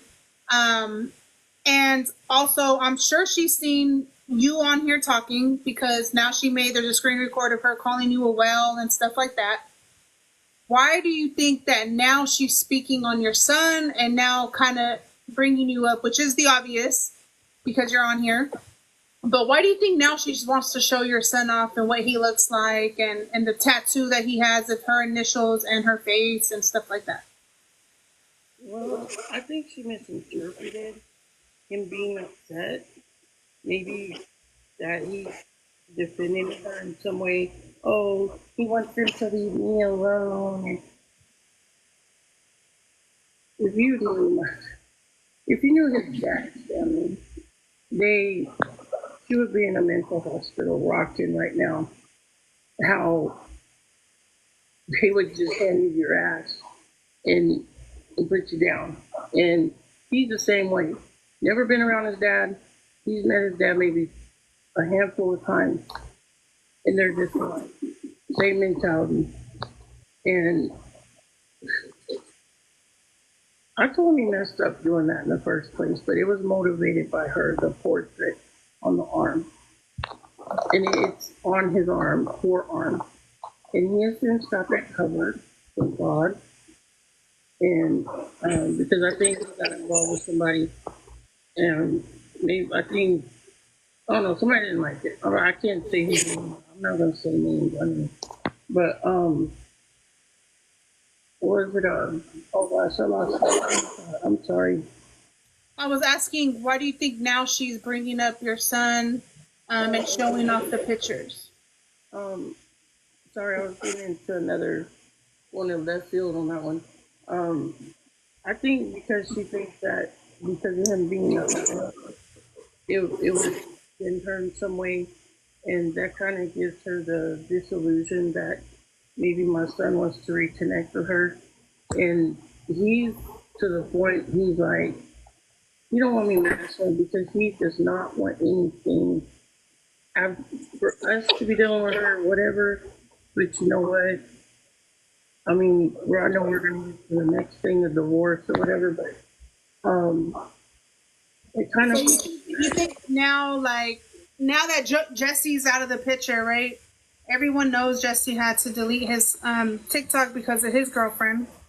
But now that he's out the picture, and do you think, like, maybe she doesn't really have no one now that she can go and try to fall back to? And you think that that's why she's trying to reconnect with your son now as his wife, and as, you know, use the wife title now, as I'm the wife and I'm here even though I'm not here. You get what I mean? Like, I'm your wife, but I'm doing me at the same time. Like, I mean, because how I look at it as is, to me, she doesn't have Jesse. Now, I did see a screen recording of her saying, you know, she was madly in love with Jesse, and, you know, she probably misses him or whatnot. To me, how I'm seeing it, how I'm viewing it on these screen records that are all over TikTok, is that she's feeling more alone, and she probably doesn't have no one to talk to. I know the other night everyone saw that she was drinking on live, and the next day I believe she said she woke up and wrote her husband. Now, do you think she's reflecting on, you know, I have a husband that I could be there for, but yet I have all these other guys I'm trying to talk to? Or, like, do you think that there's something in her that's, like, missing him, quote unquote, or she just wants to now show who your Noe is? Well, that too. Just being that, you know, observing her videos, you kind of get a perspective of someone's kind of like, why do they do that? Why, you know, she must be thinking this or that. And, you know, I think she just heard, because she mentioned she heard that my son was upset about, and she made it out to be like, they need to just leave me alone and that victim crap. And that's fine and all, that's the way you want to interpret that. But he's upset because he just wants to leave that part of his life behind him. I mean, maybe he's moved on and he has another girlfriend. You know, I kind of get upset with him because I'll be on the phone with him and he'll have a female on the phone with us. And I bring up stuff from the past and, you know, joking around, you know, stuff funny that happened, or an ex-girlfriend. Remember when this happened? You called me and blah, blah. And then he's like, huh? And, you know, kind of changes his tone. And I'm like, and then that phone will hang up. Why'd you hang up on me, boy? And then he's like, oh, my girl was listening to what you said. Yeah. You know, he does stuff like that. And I'm like choking him. I just wanted to ask that question because we all know that everything was about Jesse. And so it's like, now that Jesse's dying down, Jesse don't no longer have TikTok. You know, that was her hype, right? Was everything was about Jesse. And now, you know, just asking because I feel like, is everything now going to be now about Noe to keep herself in that light of maybe TikTok, or keep that self in that light? So that's why I was asking that question. But everyone now let's get to the main thing, which is this divorce. Okay, we all know that you want your son to be divorced with this lady. I'm sure your whole family wants your son to be divorced with her. And the other day she went on and she showed a screen recording, or there's a screen recording, and she showed that she went back in March and she filed for divorce, and it didn't get signed because Noe had to show up in court. Now, we all know that when it comes to the court system, you do not have to show up in court if you're incarcerated, because they know you're incarcerated, right? So we know you can't show up regardless. So that should be something that's like an automatic divorce. And, or from my experience of knowing people incarcerated getting a divorce, they get papers sent to them in the prison to also sign. So do you think that, respectfully, do you think she went to the court to file so that she can show everybody in the world that's here on TikTok, like, hey, I did my part, so that people can stop talking about, girl, why haven't you divorced him yet? So do you think that she did that so she could show she did her part, and then turn it around and say, no, it's because Noe didn't show up? Because like I said, we all know he's in prison. We all know he can't show up. Hey, officer, I got court tomorrow. I need you to take. We all know that, unless it's a trial. And we all know that the paper can get brought to him in prison. So what are your thoughts about this whole divorce? And do you think that that's what it could truly be?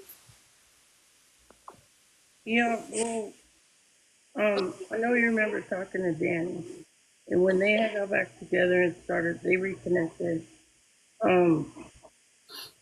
She had gone and she even offered to deliver the papers herself to Ashley at her job. And Ashley went all into victim mode. Someone was trying to kill her, acting like that, and went on her live making a big scene about it. And all she really wanted to do was just, do the footwork for, I mean, she don't live in the state of Texas. She lives 3 states away, 4 states away.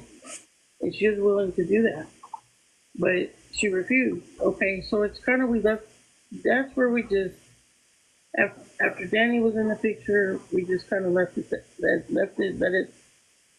dead dogs lie. We just stopped even connecting. She was on the next episode. She was on to the next one. And she had stopped talking about my son. So there was nothing left for us to say anymore. We just left it alone. We didn't have so the whole divorce thing, and my son stopped talking to her too. So the whole divorce thing, I mean, like I said, is it because you think it's because she's trying to hold on to something? Or do you think she just went to show you guys, like, hey, I did file back in March. He didn't do it.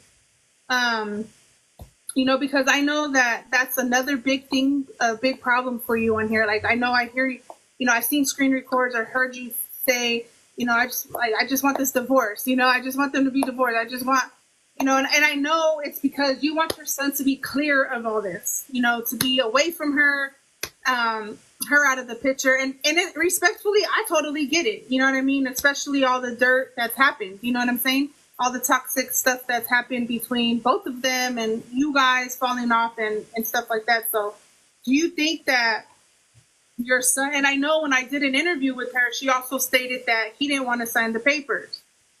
Do you think that's true, that he didn't want to sign the papers? Or do you think that if someone knocked on his cell right now and say, Trevino, I have divorce papers for you to sign, you think he's going to jump off that cell bed and pick them up and sign real fast?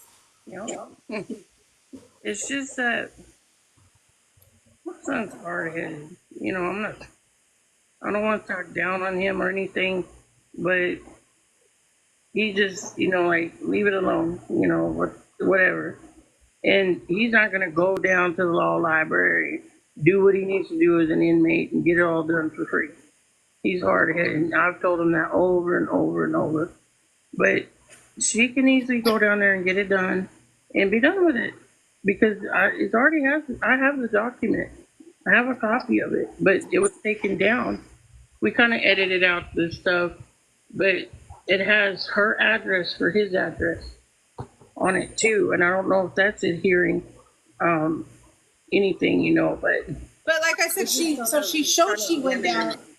So that's my question, is that she showed she went down, right? She showed it. It's on, there's screen records that she went down in March of this year. And she's saying that, he didn't show up, he didn't sign it, and she doesn't know why, or like this and that. So, and she said it's public record in the state of Texas or worldwide, whatever, on Google, right? So that's what I'm saying. So if the paper's signed, if she went to the court, why isn't it finalized? Why do you think it's not finalized? showed was a, a, a blank screen with the letter on top. You know, with her whatever that was. It had her name, it had the date, and it had the docket number, and it had some other number. Like it showed, I seen it myself. It did show all of that, but I'm trying to see like why isn't it finalized if it's already been filed Well, I have the actual document with both their names. from March. The one from March.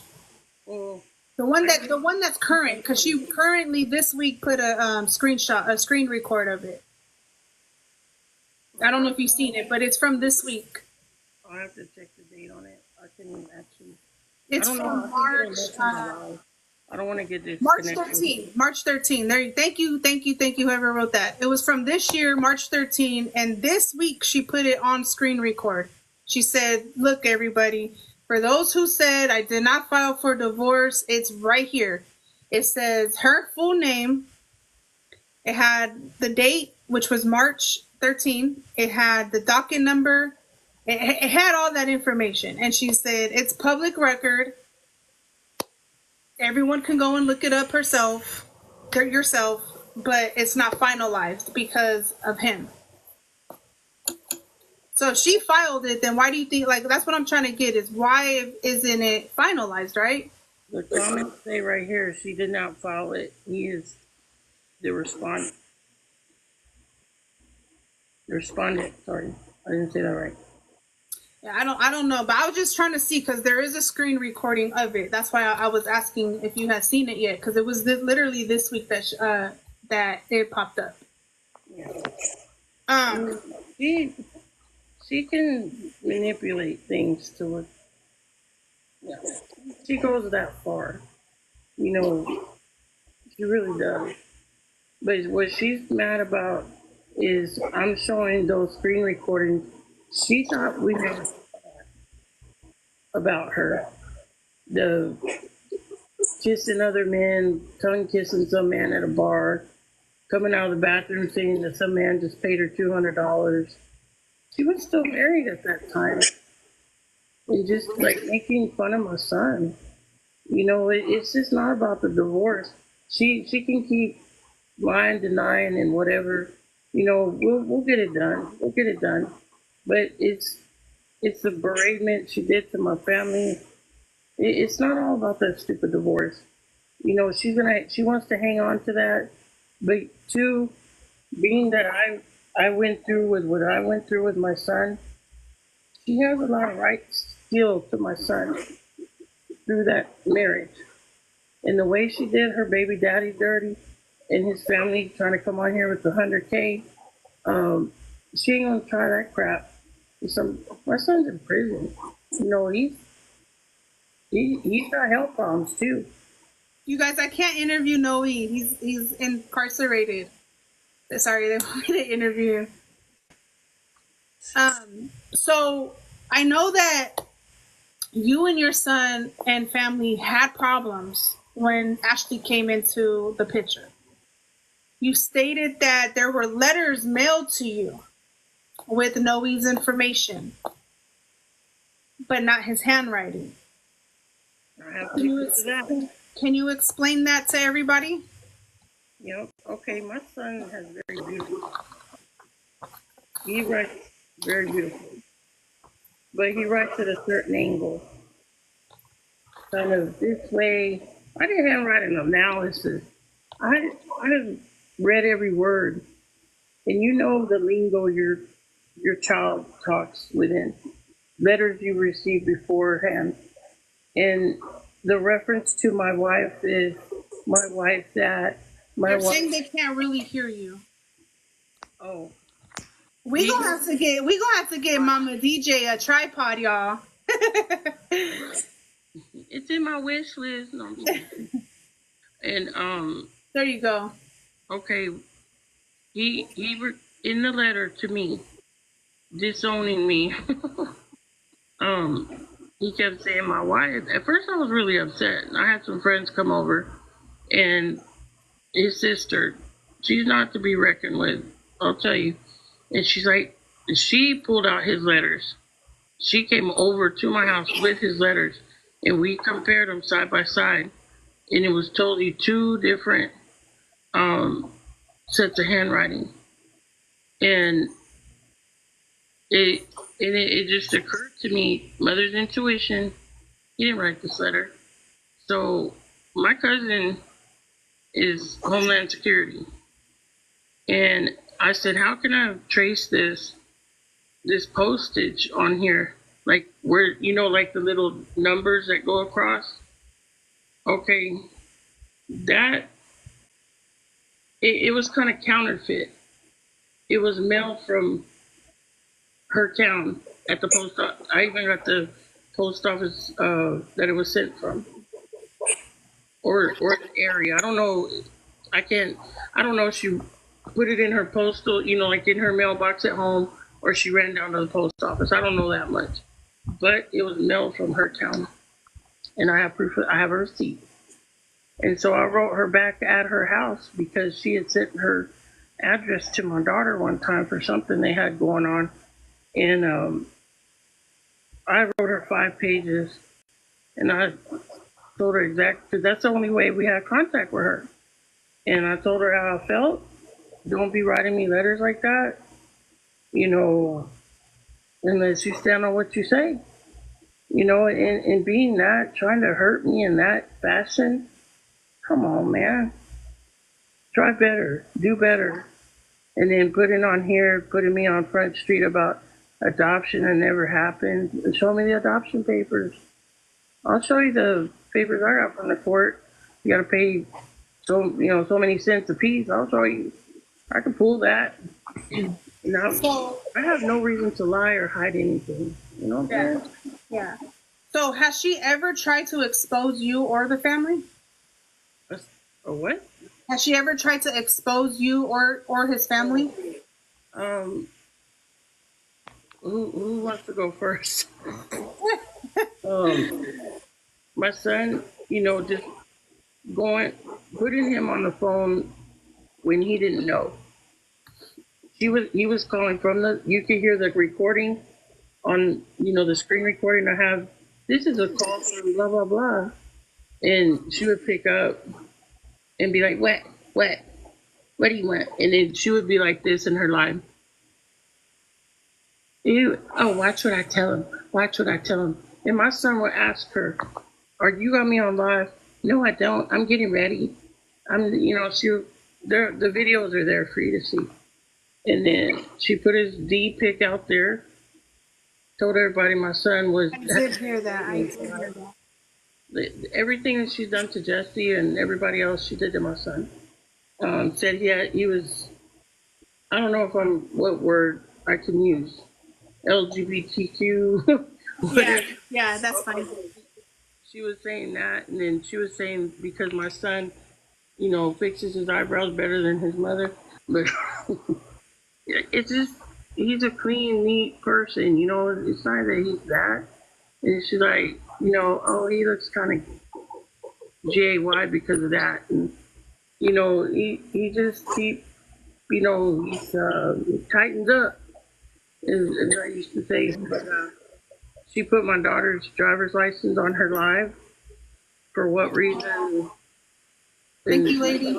Y'all want to beat her ass. This is where she lives, and on her live.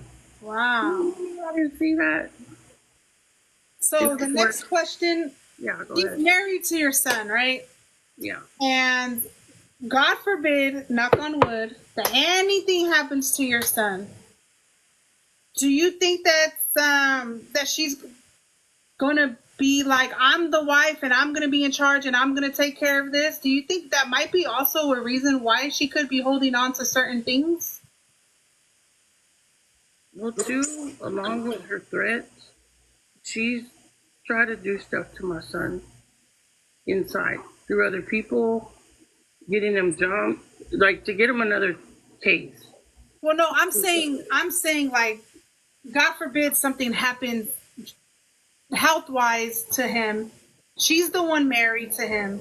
So when you're married to someone, you're the one that takes fully charge of whatever arrangements, whatever calls. That's what I'm saying. Yeah. Do you think that that's what she wants? That's why she might be holding on to the last name? Just to piss us off. I mean, to be honest, but I'm looking at what you just said. Life insurance? Yeah, that's a good comment. Life insurance, money, stuff like that. Yeah. Because she could tell you, well, she could tell the state, the whoever, well, I'm the one that's the wife. I'm married to him. The mom can't say this. I say all the calls. Do you think that might be a reason why as well? Like, she might have she's the power of attorney. She's above him or above you guys. She has a lot of rights still. Exactly. That's what I'm trying to get to is, do you think that's why she's holding on to that last name too, just to be petty? Yeah, that too. But my aspect is what you just said. That you hit it on the nail on the head, whatever. That's my point of coming on here, because it kind of makes you the sole proprietor of somebody, and that's why I'm like, let go, man, let go. This ain't a game. You know, you want to still be somebody's wife that don't even want you. You're looking dumb. But then on the other aspect, on a legal standpoint, and I'm not being selfish. Oh, I want her divorced for my son. No, that's not what I'm about. When I saw her pull that crap with her baby daddy, a light went off. You know what I mean? Red flag. Because that man wasn't even cold. You know what I'm saying? Because I'm going to tell you, if something were to happen at this moment, right? Like I said, knock on wood, God protect and cover him all his days in there. But if something were to happen and they were to contact her because that's the wife, do you think that you are ever going to get a phone call by her or by anyone incarcerated, anyone that works at the prison saying, hey, your son just got rushed to the hospital. Hey, your son just got, beat up really bad. Hey, do you think that you're ever going to find that out if that were to happen because she's the wife? I think they would contact my daughter, because she's no longer on the contact info. Like the emergency contacts. There you go. I think he's changed all that. Maybe, if anything, he's connected directly with my oldest daughter. And that's how we have the way we communicate. Everything goes through her. And she's like they say, the oldest is a family manager. That's her. Okay. My number, or for a long time, I didn't have a phone with service. And I'm just asking because, that's some things that he needs to start thinking about. Because at the end of the day, she is legally married to this man. She's legally has his last name. And, she legally, even though he might say, we're not together or we're separated, but at the end of the day, they're still legally married. So they can legally go to her still. And so that's why I'm trying to make it make sense to me as well, because I know, if it was me in his shoes, I would fight and be like, no, I'm not even with her, da da da da. But at the end of the day, you're still legally married to the person, so it's they can still find her and contact her, And that's something that he should think about. He needs to think about, and if he wants to really divorce her, he could do spousal, whatever he got to do. But if this is something he wants, he needs to do it like months ago. You know what I mean? Yeah. Yesterday. But that's what I wanted to know, because that's something big. That's something big to think about and to take into consideration, because they're still legally, married, and if something were to happen to her, he can legally make those calls as well upon her. So that's why I brought that question up. Yeah, I saw somebody mention let him speak for himself. It's hard for him to speak for himself when he's incarcerated. If I can have him on the interview, guys, right now, trust me, I would not mind having him on speaker with his mama. But it doesn't work like that, guys. When you're incarcerated, I'm sorry, it don't work like that. Do you think, or do you know if she's ever got him caught up while he was in prison? She tried to. he didn't go into detail because the calls are recorded. Yeah. But for whatever reason, that's another reason he's like, "Mom, you don't know." And I dare her to do something like, and we've got them informed of these threats. And, I mean, y'all don't know. Yes, he can call me recorded. You are right. But at the end of the day, guys, you have to remember I'm California time, he's Texas time, and I don't know his phone schedule. And he would have to, I mean, the mom does have my number, but still, you know what I mean? Like, it's going to take a lot of phone calls to get it out, to get his side out. But hey, when you're incarcerated, your family is your voice. And right now, his mother is clearing her end as well as doing the best she can to be his voice, guys. So we just got to respect that. And that's just, it is what it is. So, at the end of so my last question to you will be, if you were right now standing in front of Ashley, what do you have to say to her? And you can be as open and honest and say whatever you feel. But right now, if she was right here, like, what you gonna say now? I'm right here. Me acting like her. What would it be that you want her to know right now if she's here watching? Okay, I want you to be a woman, and you know what it disadvantage my son is. I've said this on my life. I don't I don't want to be on here doing all this that everybody does. You know, I don't feed into it. Yes, the husband. For her to be a woman, please make this easy and complete the process. You have every right to, because you're the wife. You're the you're the one. I don't care what anybody has to say. You hire a lawyer. My son don't have to. My son's hard headed, and she knows he's hard headed. And he's like the type that just boom, drop everything, leave it alone. Just don't. Who cares? Like an old grouch. You know, he's aren't. He's like the daddy. that I mean, I really, I went. I don't have nothing disrespectful to say to her. And I mean, she calls me well or whatever. I think it's funny, but I don't have nothing negative. I had to come to peace with myself long ago. 2 years ago, you asked me that, I would have been that one to be on here hooting and hollering and, oh, if that be and woo, woo, woo, woo, woo. She had me hot.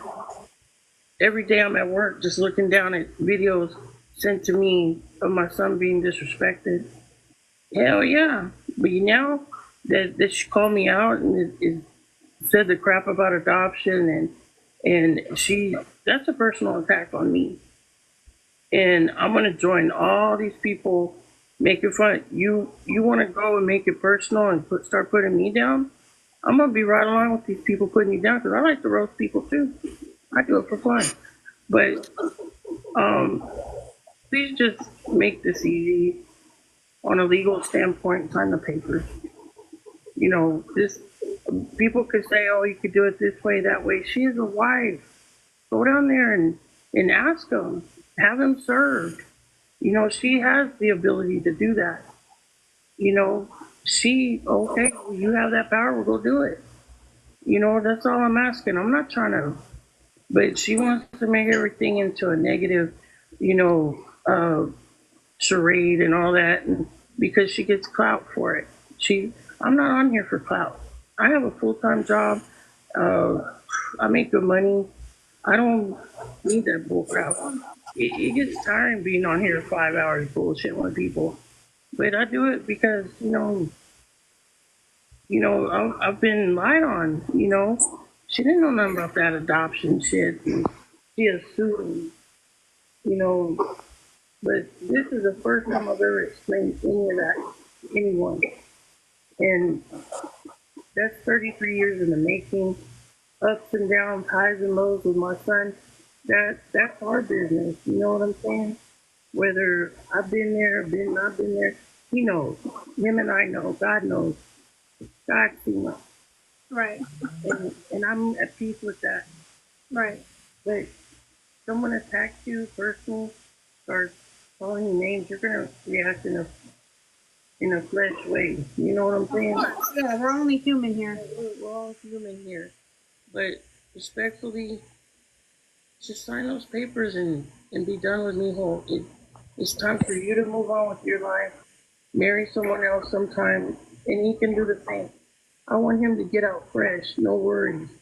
You know, don't even have to deal with the judicial. You know what I'm saying? Because I don't like going to the courthouse. I didn't want to go to courthouse when he was on trial. I don't even want. I have issues going to the prison too. That smell. I have PTSD. I don't like PTSD. nothing. I've been locked up. You know what I'm saying? And for my children, because I went through some things. I went through like a nervous breakdown when all that happened, and I just started drinking. I'm just putting myself out there, and I got in a lot of trouble, y'all. And I dealt with that for many years, a lot of years. And um,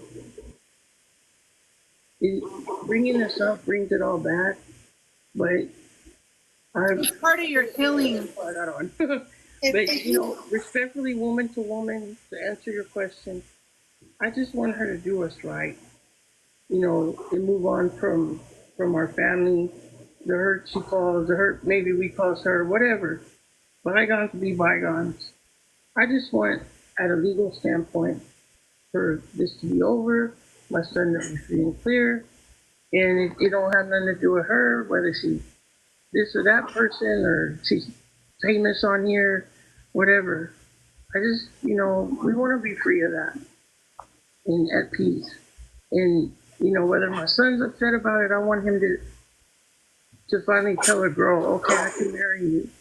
You know, and he don't have to worry about that crap because he's had a couple of relationships since that, and um, you know, that adheres your productivity and in pursuing somebody because you always have that there lingering. And why you still married to her? You still love her? You know, females are like that.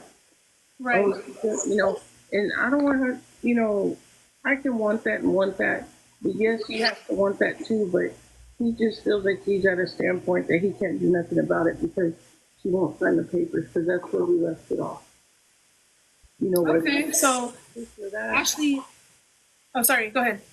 Yeah, whether the court said this or that, or the documents this date or that date, that's where we left it off almost a year and a half, 2 years ago, was that she did not want to sign. She kept refusing. Okay. So at the end of the day, Ashley, the only thing she's asking you respectfully, on behalf of her family and her son, is if you could just please sign the divorce papers so you can fully move on. Stop living that sin of being married and dating a lot of other men and messing with other men because I'm not Jesus, but girl, in the Bible, you committing adultery, honey. So at the end of the day, you know, that's between you and God, but at the end of the day, that is a sin as well. And, you know, so she could be free, you could be free, I mean, and he could be free. And, you know, I'll move on, you know, I'll move on to where the mother doesn't have to come on here and make lives about, you know, you guys getting divorced and stuff like that. And I hope you guys all got your answers, your questions answered by the adoption stuff that you guys been seeing floating on here. Lisa, I think you did an amazing job today. Thank you for coming on and clearing up, you know, your son, being his voice. I know it brought back a lot of emotions and feelings, but my love, this is part of healing. And this is something you have been holding on to for a long time. So I hope it got some type of relief off of your shoulders by coming on and finally opening up, you know, what you've been holding on. Everyone loved you. Everyone right now is saying thank you. And like I said, I hope that, you know, from here on out, that there could be something changed, different. I wish, Noe the best of luck in that situation as far as, the whole divorce stuff and everything. But like I said, I know it was a lot for you.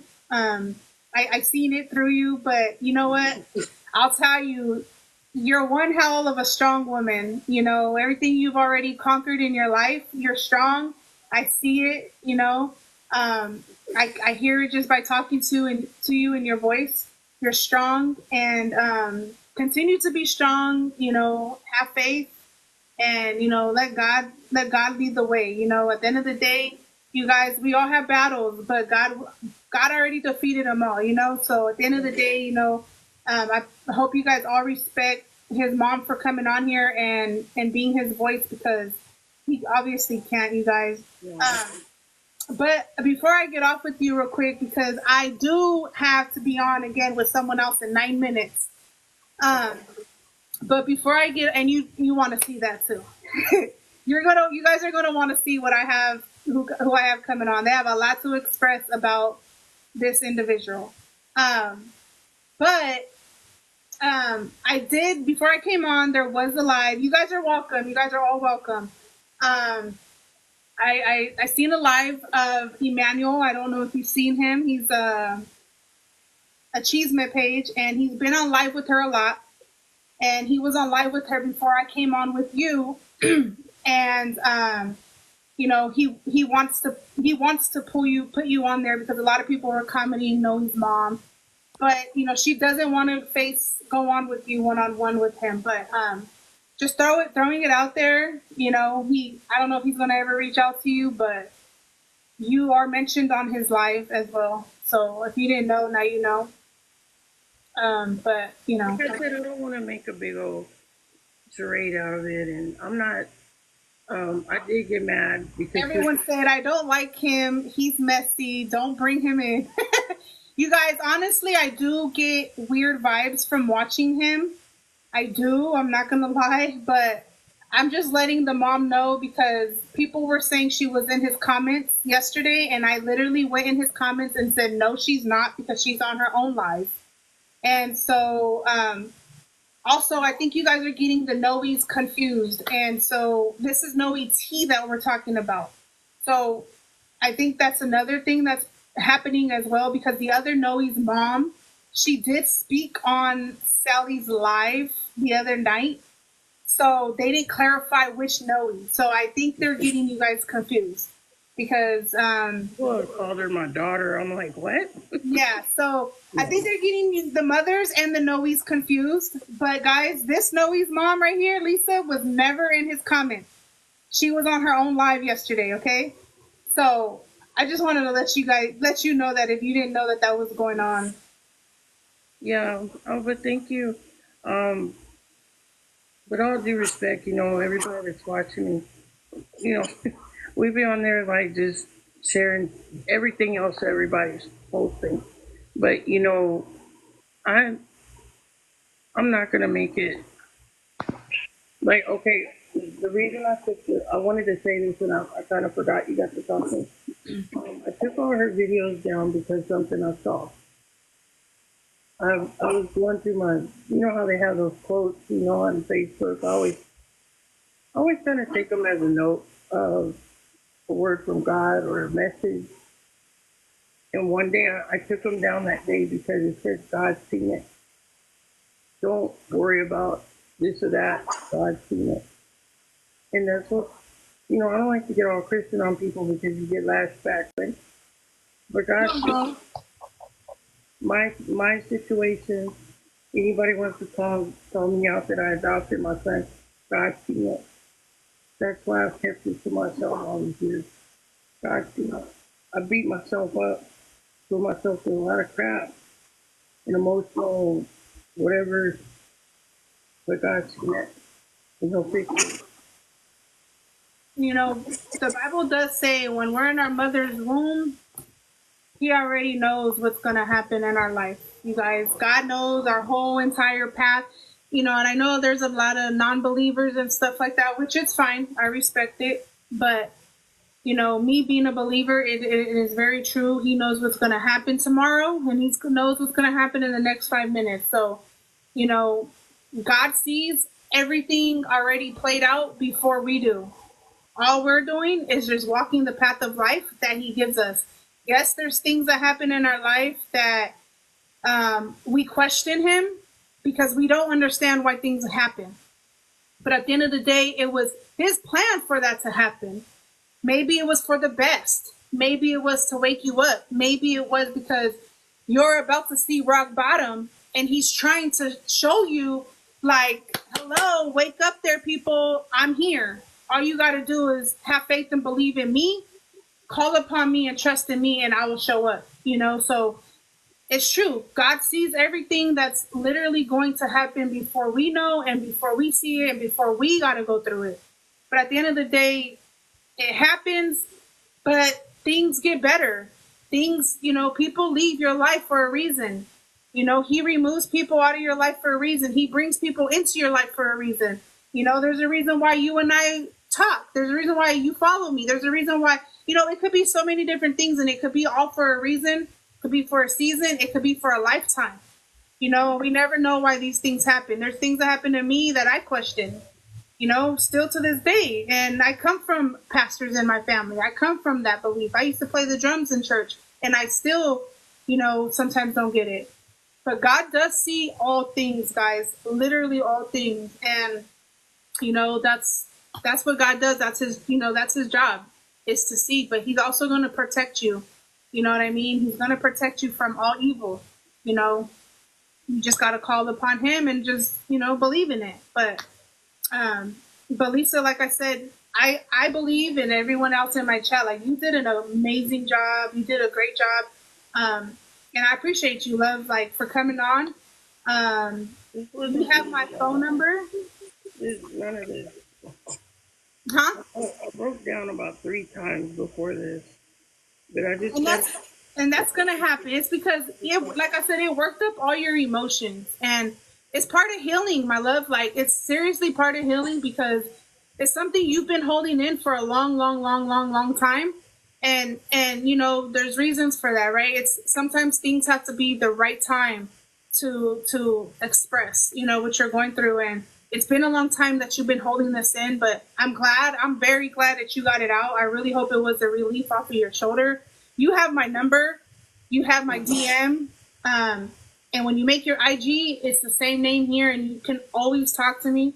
You can always reach out to me, DM me, call me. I'm always just a phone call away, no matter the time difference. I'm here. I got you.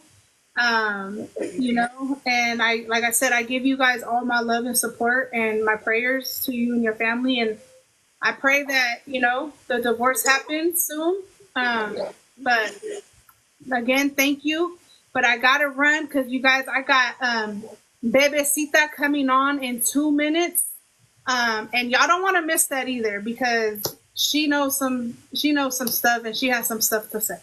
So that one's going to be also another good live right now, you guys. But until then, I'm going to end it real quick and get right back on, okay? But thank you again, Lisa. I love you, and take care, okay? God bless you. All right. Bye. You're welcome. Bye. All right, y'all. I'm going to get off and get right back on. So make sure you come right back on, because you don't want to miss that.